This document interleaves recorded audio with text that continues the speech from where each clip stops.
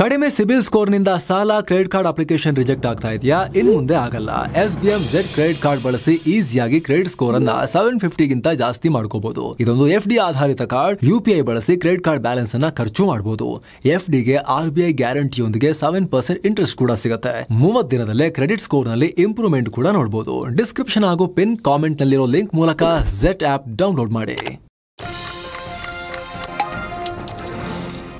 ನಮಸ್ಕಾರ ಸ್ನೇಹಿತರೆ, ರಸಗೊಬ್ಬರ ವಿಚಾರವಾಗಿ ಕರ್ನಾಟಕದಲ್ಲಿ ಭಾರಿ ಗಲಾಟೆ ಶುರುವಾಗಿದೆ. ಎಲ್ಲಿ ಕೇಳಿದ್ರು ಗೊಬ್ಬರ ಸ್ಟಾಕ್ ಇಲ್ಲ ಅಂತ ಹೇಳ್ತಿದ್ದಾರೆ. ಹೀಗಾಗಿ ರೊಚ್ಚಿಗೆದ್ದ ರೈತರು ಬಹುತೇಕ ಜಿಲ್ಲೆಗಳಲ್ಲಿ ಭಾರಿ ಪ್ರತಿಭಟನೆ ಮಾಡ್ತಿದ್ದಾರೆ. ಟೈರ್ಗೆಲ್ಲ ಬೆಂಕಿ ಇಟ್ಟು ಪ್ರತಿಭಟಿಸ್ತಾ ಇದ್ದಾರೆ. ಹಿಂದೆ ಇದೇ ಗೊಬ್ಬರದ ಕಾರಣಕ್ಕೆ ಹಾವೇರಿಯಲ್ಲಿ ಗೋಲಿಬಾರ್ ಕೂಡ ಖಂಡಿತ ರಾಜ್ಯ ನಮ್ದು. ಈಗ ಮತ್ತೆ ಗೊಬ್ಬರ ಗಲಾಟೆ ಶುರುವಾಗಿದೆ. ಖುದ್ದು ರಾಜ್ಯದ ಮುಖ್ಯಮಂತ್ರಿ ಸಿದ್ದರಾಮಯ್ಯ ನಮ್ಮ ರಾಜ್ಯಕ್ಕೆ ಯೂರಿಯಾ ಬಂದಿಲ್ಲ ಕಳಿಸಿ ಅಂತ ಪತ್ರ ಬರೆದಿದ್ದಾರೆ ಕೇಂದ್ರಕ್ಕೆ. ಹಾಗಿದ್ರೆ ದಿಢೀರ್ ಈ ಸಮಸ್ಯೆಗೆ ಏನ್ ಕಾರಣ? ಯಾಕೆ ಕರ್ನಾಟಕದಲ್ಲಿ ರಸಗೊಬ್ಬರದ ಅಭಾವ ಸೃಷ್ಟಿಯಾಗಿದೆ? ಸರ್ಕಾರ ಬೇಕು ಅಂತಲೇ ಕೊಡ್ತಾ ಇಲ್ವಾ ಅಥವಾ ಬೇರೆನಾದ್ರೂ ಕಾರಣ ಇದೆಯಾ? ಚೀನಾದ ಆಟ ಏನಾದ್ರೂ ಇದೆಯಾ? ಬನ್ನಿ ಎಲ್ಲವನ್ನ ಅರ್ಥ ಮಾಡ್ಕೊಳ್ತಾ ಹೋಗೋಣ. ಕಡೆ ತನಕ ಮಿಸ್ ಮಾಡಬೇಡಿ.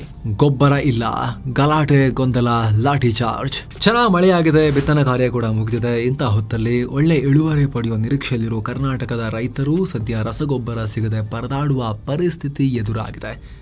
ಜಮೀನಲ್ಲಿ ಉಳುಮೆ ಮಾಡೋದ್ರ ಬದಲು ರೈತರು ಒಂದೊಂದು ಚೀಲ ಗೊಬ್ಬರಕ್ಕಾಗಿ ರಸಗೊಬ್ಬರ ಅಂಗಡಿಗಳ ಮುಂದೆ ದಿನ ಇಡೀ ಕ್ಯೂ ನಿಲ್ಲೋ ಪರಿಸ್ಥಿತಿ ಬಂದ್ಬಿಟ್ಟಿದೆ. ಹಾವೇರಿ, ಗದಗ, ರಾಯಚೂರು, ಕೊಪ್ಪಳ, ದಾವಣಗೆರೆ ಸೇರಿದ ಹಾಗೆ ಕರ್ನಾಟಕದ ಹಲವು ಜಿಲ್ಲೆಗಳಲ್ಲಿ ಬೆಳೆದು ನಿಂತಿರುವ ಮೆಕ್ಕೆಜೋಳ ಹಾಗೂ ಬೇರೆ ಬೇರೆ ಬೆಳೆಗಳ ಬೆಳವಣಿಗೆಗೆ ಯೂರಿಯಾ ಗೊಬ್ಬರ ಹಾಕೋ ಟೈಮ್ ಇದು.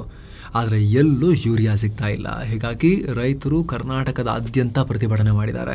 ಅಲ್ಲಲ್ಲಿ ಸಂಘರ್ಷ ಕೂಡ ಆಗಿದೆ. ಹಾವೇರಿ ಜಿಲ್ಲೆ ರಾಣೆಬೆನ್ನೂರು ತಾಲೂಕಿನ ಹರನಗಿರಿ ಗ್ರಾಮದಲ್ಲಿ ಯೂರಿಯಾ ಗೊಬ್ಬರಕ್ಕಾಗಿ ರೈತರು ಮತ್ತು ಅಧಿಕಾರಿಗಳ ನಡುವೆ ವಾಗ್ವಾದ ಆಗಿ ಗಲಾಟೆ ಆಗಿದೆ. ಗೊಬ್ಬರಕ್ಕಂತ ಹೇಳಿ ಮಧ್ಯರಾತ್ರಿಯಿಂದ ಸಾಲ್ಗಟ್ಟಿ 100 ರೈತರು ನಿಂತ್ಕೊಂಡಿದ್ರು. ಆದ್ರೆ ಗೊಬ್ಬರ ಸರಿಯಾಗಿ ಸ್ಟಾಕ್ ಇಲ್ಲದೆ ಒಬ್ರಿಗೆ 1 ಚೀಲ ಯೂರಿಯಾ ಮಾತ್ರ ಕೊಡ್ತಾ ಇದ್ದಾರೆ. ಇದರಿಂದ ಗಲಾಟೆ ಜಾಸ್ತಿ ಆಗಿದೆ. ಸರಿಯಾಗಿ ಗೊಬ್ಬರ ಕೊಡ್ರಿ ಅಂತ ಏಕಕಾಲದಲ್ಲಿ 100 ಸಂಖ್ಯೆಯಲ್ಲಿ ರೈತರು ಸೊಸೈಟಿ ಒಳಗಡೆ ನುಗ್ಗಿದ್ದಾರೆ. ಹೀಗಾಗಿ ರೈತರ ಮೇಲೆ ಪೊಲೀಸರು ಲಾಠಿ ಚಾರ್ಜ್ ಮಾಡಬೇಕಾಗಿ ಬಂತು. ಅಲ್ಲದೆ ತಾತ್ಕಾಲಿಕವಾಗಿ ಗೊಬ್ಬರ ವಿತರಣೆಯನ್ನ ನಿಲ್ಲಿಸಬೇಕಾಗಿ ಬಂತು. 2008ರಲ್ಲಿ ಇದೇ ಹಾವೇರಿಯಲ್ಲಿ ಗೊಬ್ಬರ ಮತ್ತು ಬಿತ್ತನೆ ಬೀಜಕ್ಕಾಗಿ ಪ್ರತಿಭಟನೆ ನಡೆದು ಪರಿಸ್ಥಿತಿ ವಿಕೋಪಕ್ಕೆ ಹೋಗಿ ಆಮೇಲೆ ಪೊಲೀಸರು ಗೋಲಿಬಾರ್ ಮಾಡಿದ್ರು. ಪರಿಣಾಮ ಸಿದ್ದಲಿಂಗಪ್ಪ ಚೂರಿ ಮತ್ತು ಹೊನ್ನತ್ತಿ ಅನ್ನೋ 2 ರೈತರು ಆ ಘಟನೆಯಲ್ಲಿ ಪ್ರಾಣ ಕಳ್ಕೊಂಡಿದ್ರು. ದೇಶ ವ್ಯಾಪಿ ಈ ವಿಚಾರ ಸುದ್ದಿಯಾಗಿತ್ತು, ಆಕ್ರೋಶ ಕಾರಣ ಆಗಿತ್ತು ಆಗ. ಈಗ ಅದೇ ಹಾವೇರಿಯಲ್ಲಿ ಮತ್ತೆ ಈ ಗೊಬ್ಬರದ ವಿಚಾರಕ್ಕೇನೆ ಲಾಠಿ ಚಾರ್ಜ್ ಆಗಿದೆ. ಮತ್ತೊಂದು ಕಡೆ ಕೊಪ್ಪಳದಲ್ಲೂ ಇದೇ ಘಟನೆಯಾಗಿದೆ. ಅಲ್ಲಿನ TAPSMS ನ ವಿತರಣಾ ಕೇಂದ್ರದಲ್ಲಿ ಮುಂಜಾನೆಯಿಂದ ಗೊಬ್ಬರಕ್ಕಾಗಿ ರೈತರು ಕಾದು ಕೂತ್ಕೊಂಡಿದ್ದಾರೆ. ಆದ್ರೂ ಕೂಡ ಸಿಗ್ತಾ ಇಲ್ಲ ಅಂತ ಹೇಳಿ ಆಕ್ರೋಶ ವ್ಯಕ್ತಪಡಿಸಿದ್ದಾರೆ. ದಾವಣಗೆರೆಯಲ್ಲೂ ಕೂಡ ರೈತರು ಟೈರ್ಗೆ ಬೆಂಕಿ ಇಟ್ಟು ರೋಡೆಲ್ಲ ಬ್ಲಾಕ್ ಮಾಡಿ ಪ್ರತಿಭಟಿಸಿದ್ದಾರೆ. ರಾಯಚೂರು ಜಿಲ್ಲೆಯಲ್ಲಿ 40ರಿಂದ 50 ಜನ ರೈತರಿಗೆ ಕೇವಲ 70 ಮೂಟೆ ಗೊಬ್ಬರ ಮಾತ್ರ ಹಂಚೋಕ್ ನೋಡಿದ್ದಾರೆ. ಅಲ್ಲೂ ಗೊಬ್ಬರ ಇಲ್ಲ ಅಂತ ಹೇಳ್ತಿದ್ದಾರೆ. ಆದ್ರೆ ದೊಡ್ಡ ದೊಡ್ಡ ರೈತರಿಗೆ ಮಾತ್ರ ಬ್ಲಾಕ್ ನಲ್ಲಿ ಸುಲಭವಾಗಿ ಕೊಡ್ತಾ ಇದ್ದಾರೆ ಅನ್ನೋ ಆರೋಪಗಳನ್ನ ಕೂಡ ರೈತರು ಮಾಡಿದ್ದಾರೆ. ಅಲ್ಲಿ ಯೂರಿಯಾ ಕಳಿಸಿ ಕೇಂದ್ರಕ್ಕೆ ಸಿದ್ದು ಪತ್ರ. ಹೇಗೆ ರಾಜ್ಯಾದ್ಯಂತ ಸಮಸ್ಯೆ ಸೃಷ್ಟಿಯಾಗ್ತಿದ್ದ ಹಾಗೆ CM ಸಿದ್ದರಾಮಯ್ಯ ಕರ್ನಾಟಕಕ್ಕೆ ಕೊಡಬೇಕಾದ ಯೂರಿಯಾನ ಕೂಡಲೇ ಬಿಡುಗಡೆಗೊಳಿಸಿ ಅಂತ ಕೇಂದ್ರ ರಾಸಾಯನಿಕ ಮತ್ತು ರಸಗೊಬ್ಬರ ಸಚಿವ JP ನಡ್ಡಾ ಅವರಿಗೆ ಪತ್ರ ಬರೆದಿದ್ದಾರೆ. ಪತ್ರದಲ್ಲಿ ಕರ್ನಾಟಕಕ್ಕೆ ಒಟ್ಟು 11.17 ಲಕ್ಷ ಮೆಟ್ರಿಕ್ ಟನ್ ಯೂರಿಯಾ ಕೊಡಬೇಕಾಗಿತ್ತು. ಇಲ್ಲಿವರೆಗೆ ಕೇವಲ 5.16 ಲಕ್ಷ ಮೆಟ್ರಿಕ್ ಟನ್ ಮಾತ್ರ ಕೊಡಲಾಗಿದೆ. ಹೀಗಾಗಿ ಕರ್ನಾಟಕಕ್ಕೆ ಇನ್ನೂ 6.80 ಲಕ್ಷ ಮೆಟ್ರಿಕ್ ಟನ್ ಯೂರಿಯಾ ಬರಬೇಕಾಗಿದೆ. ಆದರೆ ಕೆಲ ಫರ್ಟಿಲೈಸರ್ ಕಂಪನಿಗಳು ಕೊರತೆಯ ಕಾರಣ ಹೇಳಿ ಯೂರಿಯಾ ಕೊಡ್ತಾ ಇಲ್ಲ. ಹೀಗಾಗಿ ಕೂಡಲೇ ಯೂರಿಯಾ ಕೊಡಿ ನಮಗೆ ಅಂತ ಹೇಳಿ ಒತ್ತಾಯ ಮಾಡ್ತಿದ್ದಾರೆ. ಸ್ನೇಹಿತರ, ವರದಿಯಲ್ಲಿ ಮುಂದುವರಿಯುವ ಮುನ್ನ 7 ಸೈನ್ಸ್ ಟೂರಿಸಂ ಕಂಪನಿ ಮಧ್ಯಪ್ರದೇಶದ ಅದ್ಭುತ ತಾಣಗಳಿಗೆ ಟ್ರಿಪ್ ಆಯೋಜನೆ ಮಾಡಿದೆ. ಆಫರ್ ಪ್ರೈಸ್ ಕೇವಲ 32,200 ರೂಪಾಯಿ ಮಾತ್ರ. ಉಜ್ಜೈನ್ ಮಹಾಕಾಳೇಶ್ವರ, ಓಂಕಾರೇಶ್ವರ, ಮಾಮಲೇಶ್ವರ ಜ್ಯೋತಿರ್ಲಿಂಗ, ಮಹೇಶ್ವರ, ಮಾಂಡು ಹಾಗೂ ಭಾರತದ ಅತ್ಯಂತ ಸ್ವಚ್ಛ ನಗರಿ ಅಂತ ಕರೆಸ್ಕೊಂಡಿರೋ ಇಂದೋರ್ಗೆ ಹೋಗೋದಿರುತ್ತೆ. 3 ನೈಟ್ 4 ಡೇಸ್ ಟ್ರಿಪ್ ಇದು. ಈ ಪ್ಯಾಕೇಜ್ ಅಲ್ಲಿ ಫ್ಲೈಟ್ ಟಿಕೆಟ್ಸ್ 3 ಸ್ಟಾರ್ ಹೋಟೆಲ್ ನಲ್ಲಿ ಸ್ಟೇ, ಆಲ್ ಮೀಲ್ಸ್, VIP ದರ್ಶನ ಟಿಕೆಟ್ಸ್, AC ಟ್ರಾನ್ಸ್ಪೋರ್ಟ್ ವ್ಯವಸ್ಥೆ, auto charges, 24/7 Kannada tour manager ಸೌಲಭ್ಯ, ಹಿರಿಯ ನಾಗರಿಕರಿಗೆ ವಿಶೇಷ ಕೇರ್ ಎಲ್ಲ ಇರುತ್ತೆ. ಹೊರಡೋ ದಿನ 22 ಆಗಸ್ಟ್ 2025. ಕೆಲವೇ ಸೀಟುಗಳು ಲಭ್ಯ ಇದೆ.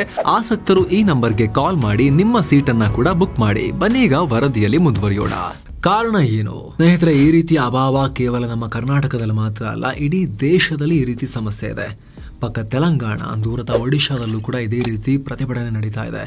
ಇದಕ್ಕೆ ರಾಜ್ಯ ಸರ್ಕಾರವಾಗಲಿ ಅಥವಾ ಕೇಂದ್ರ ಸರ್ಕಾರವಾಗಲಿ ಕಾರಣ ಅಲ್ಲ. ನಮ್ಮ ಶತ್ರು ಚೀನಾ ದೊಡ್ಡ ಕಾರಣ. ಇದುವರೆಗೂ ನಾವು ರಸಗೊಬ್ಬರಕ್ಕಾಗಿ ಚೀನಾ ಮೇಲೆ ಡಿಪೆಂಡ್ ಆಗಿದ್ದೇವೆ. ನಮಗೆ ಬೇಕಾದ 20% ಯೂರಿಯಾ, 50ರಿಂದ 60% DAP, 80% 80% ಸ್ಪೆಷಾಲಿಟಿ ರಸಗೊಬ್ಬರ ಹಾಗೂ 100% ಪೊಟ್ಯಾಷ್ ರಸಗೊಬ್ಬರ ವಿದೇಶಗಳಿಂದ ಬರುತ್ತೆ. ಇದರಲ್ಲಿ 26% ಯೂರಿಯಾ, 41% DAP ಮತ್ತು 80% ಸ್ಪೆಷಾಲಿಟಿ ರಸಗೊಬ್ಬರ ಪೂರೈಸುತ್ತಿರುವುದು ಚೀನಾ ಒಂದೇ ರಾಷ್ಟ್ರ. 2019-20ರಲ್ಲಿ 425 ಲಕ್ಷ ಟನ್ ಇದ್ದ ರಸಗೊಬ್ಬರ ಉತ್ಪಾದನೆಯನ್ನ 503 ಲಕ್ಷ ಟನ್ಗೆ ತಂದರೂ ಕೂಡ ಈ ಡಿಪೆಂಡೆನ್ಸಿ ನಿಂತಿಲ್ಲ. ಹೀಗಿರುವಾಗ ಇದ್ದಕ್ಕಿದ್ದ ಹಾಗೆ ರಸಗೊಬ್ಬರ ಕೊಡೋದನ್ನ ನಿಲ್ಲಿಸಿ ಚೀನಾ ನಮಗೆ ಆಟ ಆಡ್ಸೋಕೆ ನೋಡ್ತಾ ಇದೆ. ನೇರವಾಗಿ ಎಕ್ಸ್ಪೋರ್ಟ್ ಬ್ಯಾನ್ ಹೇರಿದ್ರೆ WTO ವರ್ಲ್ಡ್ ಟ್ರೇಡ್ ಆರ್ಗನೈಸೇಷನ್ ಬಳಿ ದೂರು ಕೊಡ್ಬೋದಾಗಿತ್ತು. ಆದರೆ ಚೀನಾ ಆ ರೀತಿ ಮಾಡ್ತಾ ಇಲ್ಲ. ಬಂದರುಗಳಲ್ಲಿ ಕ್ಲಿಯರೆನ್ಸ್ ಕೊಡದೆ ಭಾರತಕ್ಕೆ ಬರೋ ಸರಕನ್ನ ಕೊಳಿಸ್ತಾ ಇದೆ. ಬೇರೆ ದೇಶಗಳ ಕಂಟೈನರ್ಗಳು ಈಸಿಯಾಗಿ ಪಾಸ್ ಆಗ್ತಿವೆ, ಆದರೆ ಭಾರತದ ಕಂಟೈನರ್ಗಳನ್ನು ಅವರು ಚೆಕ್ ಮಾಡಿ ಕ್ಲಿಯರೆನ್ಸ್ ಕೊಡಬೇಕು. ಚೆಕ್ಕೇ ಮಾಡಕ್ಕೆ ಬರ್ತಾ ಇಲ್ಲ, ಕ್ಲಿಯರೆನ್ಸೇ ಕೊಡ್ತಾ ಇಲ್ಲ. ಅಲ್ಲೇ ಬಿದ್ದು ಕೊಳೆಯೋ ರೀತಿ ಮಾಡಿದ್ದಾರೆ ಕಂಟೈನರ್ಗಳು. ಬೇಕು ಅಂತ ಬಿತ್ತನೆ ಹಾಗೂ ಮಳೆಗಾಲದ ಟೈಮ್ನಲ್ಲೇ ಗೊಬ್ಬರವನ್ನು ಹಿಡ್ಕೊಂಡು ಕೂತಿದ್ದಾರೆ. ಹೀಗಾಗಿ ನಮಗೆ ಸಮಸ್ಯೆ ಆಗ್ತಿದೆ. ಯೂರಿಯಾ ಬಿಟ್ಟರೆ ನಮ್ಮಲ್ಲಿ ರೈತರು ಅತಿ ಹೆಚ್ಚು ಬಳಸೋದು DAP. ಅಂಥದ್ರಲ್ಲಿ DAP ಸ್ಟಾಕ್ ಈ ವರ್ಷ 12.4 ಲಕ್ಷ ಟನ್ಗೆ ಕುಸಿದಿದೆ. ಕಳೆದ ವರ್ಷ ಇದು 21 ಲಕ್ಷ ಟನ್ ಇತ್ತು, ಆದರೆ ಹಿಂದಿನ ವರ್ಷ 33 ಲಕ್ಷ ಟನ್ ಇತ್ತು. ಈಗ ಹೆಚ್ಚು ಕಮ್ಮಿ 20 ಲಕ್ಷ ಟನ್ ಕೊರತೆ ಉಂಟಾಗಿದೆ. DAP ವಿಚಾರದಲ್ಲಿ ಸರ್ಕಾರ ಹೇಗೋ ಮ್ಯಾನೇಜ್ ಮಾಡ್ತಿದೆ. ಸೌದಿ ಅರೇಬಿಯಾ ಜೊತೆಗೆ 10 ಲಕ್ಷ ಟನ್ DAP ತರಿಸ್ಕೊಳ್ಳೋಕೆ ಒಪ್ಪಂದ ಆಗಿದೆ. ಆ ಕಡೆ ಮೊರಾಕೋ ಕೂಡ 5 ಲಕ್ಷ ಮೆಟ್ರಿಕ್ ಟನ್ ರಸಗೊಬ್ಬರ ಕೊಡ್ತೀವಿ ಅಂತ ಹೇಳಿದೆ. ಉಳಿದ 6-7 ಲಕ್ಷ ಟನ್ ನಮ್ಮ ಸ್ಟ್ರಾಟಜಿಕ್ ರಿಸರ್ವ್ ಮೂಲಕನೇ ಮ್ಯಾನೇಜ್ ಮಾಡಬಹುದು. ಆದರೆ ಯೂರಿಯಾ ಬಿಗ್ ಪ್ರಾಬ್ಲಮ್ ಆಗ್ತಾ ಇದೆ. ಅದರಲ್ಲೂ ಕಳೆದ ವರ್ಷಕ್ಕಿಂತ ಈ ಬಾರಿ ಮುಂಗಾರು ಮಳೆ ಹೆಚ್ಚಾಗಿದೆ. ಇದರಿಂದ ರೈತರು ಕಳೆದ ವರ್ಷಕ್ಕಿಂತ ಹೆಚ್ಚು ಬಿತ್ತನೆ ಮಾಡ್ತಿದ್ದಾರೆ. ಚೆನ್ನಾಗಿ ಬೆಳೆ ಬೆಳೆಯೋಣ, ಪ್ರಕೃತಿ ಕೂಡ ಚೆನ್ನಾಗಿ ಸಪೋರ್ಟ್ ಮಾಡ್ತಿದೆ ಅಂತ ಖುಷಿಯಲ್ಲಿದ್ದರು. ಆದರೆ ಚೀನಾ ಖುಷಿಗೆ ಮಣ್ಣು ಹಾಕೋ ಕೆಲಸ ಮಾಡ್ತಾ ಇದೆ. ನಮ್ಮ ಕರ್ನಾಟಕದ ಉದಾಹರಣೆ ತಗೊಂಡ್ರೆ ಕಳೆದ ವರ್ಷಕ್ಕಿಂತ 2 ಲಕ್ಷ ಹೆಕ್ಟೇರ್ಗಳಲ್ಲಿ ಕೃಷಿ ಚಟುವಟಿಕೆ ಹೆಚ್ಚಾಗಿದೆ. ಇದು ಕೂಡ ಸಮಸ್ಯೆಯನ್ನು ಮತ್ತಷ್ಟು ಜಟಿಲ ಮಾಡೋ ಕಾರಣ ಆಗಿದೆ. ಕೆಲ ಕಡೆ ಪೂರೈಕೆ ವ್ಯತ್ಯಾಸದಿಂದ ಕೂಡ ಸಮಸ್ಯೆ ಆಗಿದೆ. ಆದರೆ ಸ್ನೇಹಿತರೆ, ನಾವು ಎಲ್ಲಿವರೆಗೆ ಬೇರೆ ರಾಷ್ಟ್ರಗಳ ಮೇಲೆ ಇಂತಹ ಕ್ರಿಟಿಕಲ್ ಸಪ್ಲೈಸ್ಗೆ ಡಿಪೆಂಡ್ ಆಗಿರ್ತೀವೋ ಅಲ್ಲಿ ತನಕ ಈ ಸಮಸ್ಯೆ ತಪ್ಪಿದಲ್ಲ. ಚೀನಾ ಕೇವಲ ರಸಗೊಬ್ಬರ ಮಾತ್ರ ತಡಿತಾ ಇಲ್ಲ, ರೇರ್ ಅರ್ತ್ ಮೂಲಕ ಆಟೋಮೊಬೈಲ್, EV, ಎಲೆಕ್ಟ್ರಾನಿಕ್ಸ್, ಡಿಫೆನ್ಸ್ ಎಲ್ಲಾ ಕಡೆ ಪೆಟ್ಕೊಡೋ ಪ್ರಯತ್ನ ಪಡ್ತಾ ಇದ್ದಾರೆ. ತನ್ನ ಸಪ್ಲೈ ಚೈನ್ ಬಲವನ್ನ ಬಳಸಿ ಭಾರತದ ಆರ್ಥಿಕತೆಯ ಉಸಿರುಗಟ್ಟಿಸೋಕೆ ಪ್ರಯತ್ನ ಪಡ್ತಾ ಇದೆ. ಈ ಹಿಂದೆ ಸ್ಪೆಷಾಲಿಟಿ ರಸಗೊಬ್ಬರವನ್ನ ಚೀನಾ ಬ್ಲಾಕ್ ಮಾಡಿದಾಗಲೂ ಕೂಡ ನಾವು ಈ ರಿಪೋರ್ಟ್ ನಲ್ಲಿ ನಿಮಗೆ ಡೀಟೇಲ್ ಆಗಿ ಮಾಹಿತಿ ಕೊಟ್ಟಿದ್ವಿ. ನೆಕ್ಸ್ಟ್ ಯೂರಿಯಾ, DAP ಎಲ್ಲ ಕಡೆಗೂ ಬರ್ತಾರೆ, ಇವರು ಇದನ್ನೇ ಮಾಡ್ಕೊಂಡು ಬರ್ತಾರೆ ಅಂತ ಕೂಡ ನಾವು ನಿಮಗೆ ಹೇಳಿದ್ವಿ. ಆ ವರದಿಯಲ್ಲಿ ಹೇಳಿದ್ವಿ. ಫಾರ್ಮಾ ಸೆಕ್ಟರ್ನ ಕೂಡ ಕಾಡೋಕೆ ಶುರು ಮಾಡ್ತಾರೆ. ಯಾಕಂದ್ರೆ ನಾವು ಫಾರ್ಮಾ ಮ್ಯಾನುಫ್ಯಾಕ್ಚರಿಂಗ್ ನಲ್ಲಿ ಮುಂದಿದ್ರೂ ಕೂಡ ಅದರ ಫಾರ್ಮಾ ಇಂಗ್ರೀಡಿಯೆಂಟ್ಸ್ ಬರೋದು ಚೀನಾದಿಂದ ಅಂತ.